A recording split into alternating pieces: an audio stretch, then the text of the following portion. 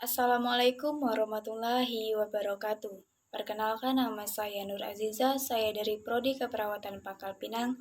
NIM saya 1914404123. Baiklah, di sini saya akan melakukan memenuhi tugas mata kuliah keperawatan medikal bedah dengan judul yaitu penanganan fraktur tertutup dan terbuka menggunakan bidai, 2. Penanganan dislokasi, 3. Penanganan sprain dan strain.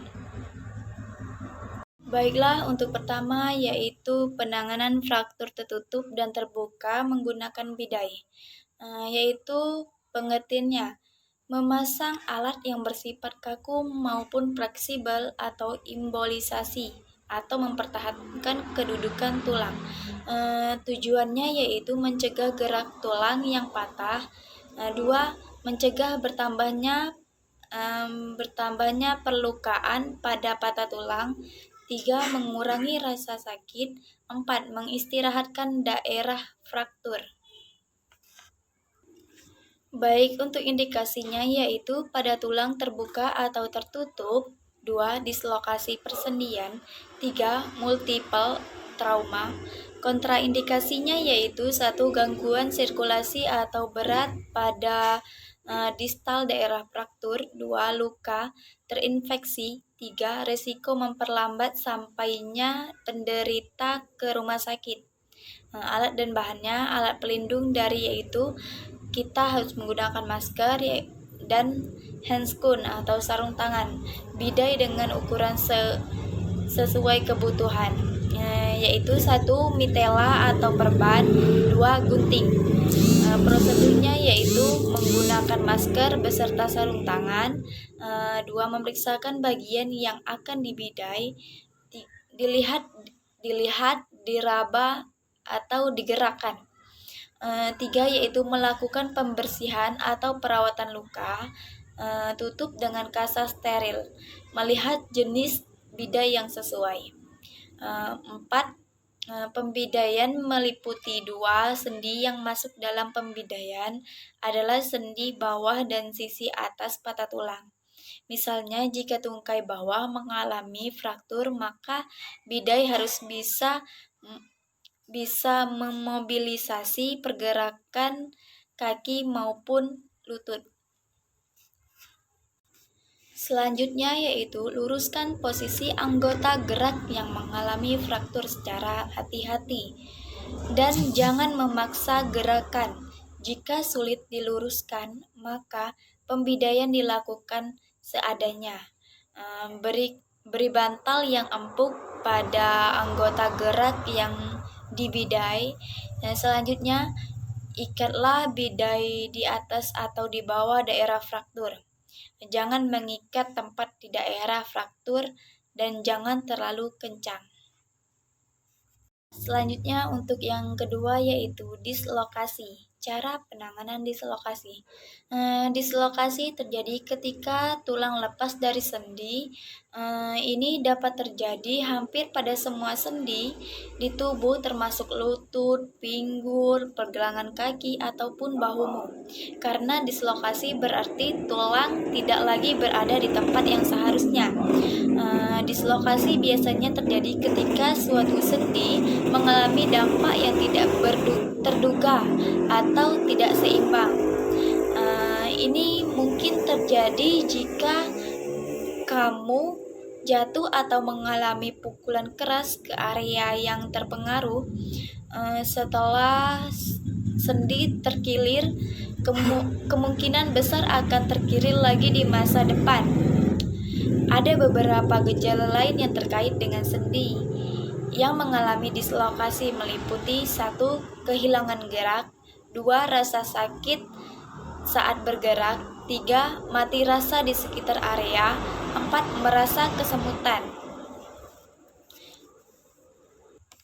Baik, jika persendian tidak kembali normal secara alami, dapat digunakan salah satu dari perawatan berikut, yaitu 1. Manipulasi atau reposisi, di mana di dalam metode ini akan memanipulasi atau memposisikan kembali sendi ke tempatnya. kamu akan diberikan obat atau klien akan diberikan obat penanganan seperti obat bius agar tetap nyaman dan juga untuk membuat otot-otot di dekat sendi menjadi rileks yang memudahkan prosedurnya. Untuk kedua yaitu embolisasi, yaitu setelah persendian kembali ke tempatnya, semestinya mungkin akan meminta kamu mengenakan gendongan, belat, ataupun gips selama beberapa minggu. Ini akan mencegah sambungan dari bergerak dan memungkinkan area untuk sepenuhnya pulih. Lamanya waktu persendian harus tidak bergerak dan bervariasi yang tergantung pada persendian dan tingkat keparahan cedera. Untuk obat, yaitu sebagian besar rasa sakit hilang setelah sendi kembali ke tempat yang seharusnya, tapi dokter mungkin akan meresepkan pereda nyeri atau pelemas otot jika kamu masih merasakan sakit. Baik, yaitu rehabilitasi. Rehabilitasi ini yaitu dimulai setelah dokter melakukan reposisi atau memanipulasi sendi ke posisi yang benar dan menghilangkan seling atau belat. Tujuan rehabilitasi adalah untuk secara bertahap meningkatkan kekuatan sendi dan mengembalikan jangkauan gerakannya. Ingat penting berjalan perlahan untuk mengembalikan kualitas hidup dan pemulihan. Selanjutnya operasi. Kamu akan memerlukan operasi hanya jika dislokasi merusak saraf atau pembuluh darah ataupun jika dokter enggak dapat mengembalikan tulang ke posisi normal. Selanjutnya yaitu penanganan sprain dan strain. Sprain yaitu cedera yang terjadi karena regangan berlebihan atau terjadi robekan pada ligamen atau penghubung antar tulang. Selanjutnya strain. Strain yaitu cedera yang terjadi karena regangan berlebihan atau terjadi robekan pada otot maupun tendon, yaitu penghubung tulang atau otot. Penyebabnya yaitu jaringan lunak terbuat dari kumpulan serat, otot dan tendon mengandungi sel-sel yang memonitor tingkat kontraksi dan peregangan. Dengan aktivitas sehari-hari, otot dan tendon menggunakan kontraksi ringan untuk melawan pergerakan yang berlebihan. Namun, gerakan mendadak dengan intensitas kuat dapat memberikan tekanan terlalu intens pada jaringan. Serat lalu meregang melebihi kapasitasnya dan robek.